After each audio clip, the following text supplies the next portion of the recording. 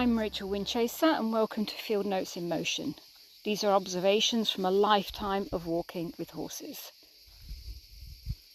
There's been a lot of discussion recently about pain and behaviour. Every time someone shares a horse that's becoming difficult to saddle or reluctant to be caught, resistant under saddle, or behaviour in a way that's out of character, the conversation often divides into two camps. On one side, they say it's probably pain, and on the other, it's just behaviour. Personally, I think we're asking the wrong question. Because before we begin trying to understand behaviour, I believe we have a responsibility to first ask whether there could be physical discomfort. I'm not a vet. Behaviour is where my work lies, but whenever someone asks me to help with a horse that's struggling, the first thing I ask is whether pain has been ruled out by a trusted vet or another professional. Not because I think every behaviour is caused by pain, far from it, but because if pain is present, it changes everything.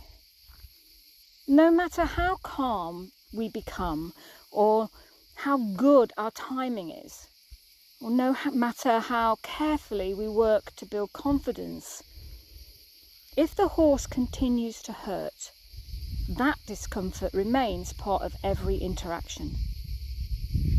And until we understand that, we're trying to change behaviour while ignoring one of its possible causes. And that brings me to a mare I once was asked to help. She was a beautiful bay mare who had recently moved to a new home. Her new owners described her as difficult to saddle and impossible to mount. Yet, once you were on her, she became an extraordinary trail horse. She was calm, forward, and incredibly confident. It was only those few minutes before mounting that everything fell apart. The more we looked into her history, the more the pieces began to fit together. It turned out that her first saddling experience was painful. The saddle she had been started in didn't fit her. It was extremely tight. In fact, the pressure had been so constant that the hair over her withers had turned white, a sign the hair follicles had been permanently damaged. And suddenly, with that information, her behaviour made perfect sense.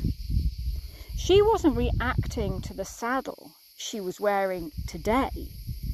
She was reacting to the expectation of pain. Every time someone approached her with a saddle, her body prepared for what experience had taught her was about to happen. Once the rider was on and she realised the pain wasn't there, then she relaxed. She wasn't a difficult horse. She was a horse carrying a memory. And this is the part I think is so often missed. Treating pain doesn't automatically erase what the horse has learned. The body may begin to heal, but trust has its own timeline. If for weeks, months, or even years, a horse has tried to communicate discomfort and no one has understood, something else begins to change. The horse learns something about us. Perhaps that we don't listen. Perhaps that we don't notice.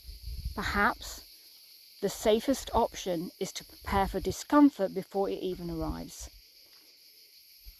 That's no longer just about pain. It's about relationship. So it's important to understand that even after the physical pain has been resolved, patience still matters. Listening still matters. Noticing still matters. Rebuilding trust still matters. So perhaps the question isn't, is this pain or behaviour? Perhaps the better question is, what might this horse have learned from this experience? Because behaviour is information. Sometimes it tells us about the body. Sometimes it tells us about memory. And sometimes it tells us about trust. Our job isn't to rush toward an answer. Our job is to become quiet enough, observant enough to ask better questions. Thank you for walking with me today.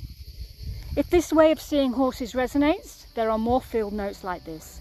You are welcome to subscribe and stay with them. Take care. Bye for now.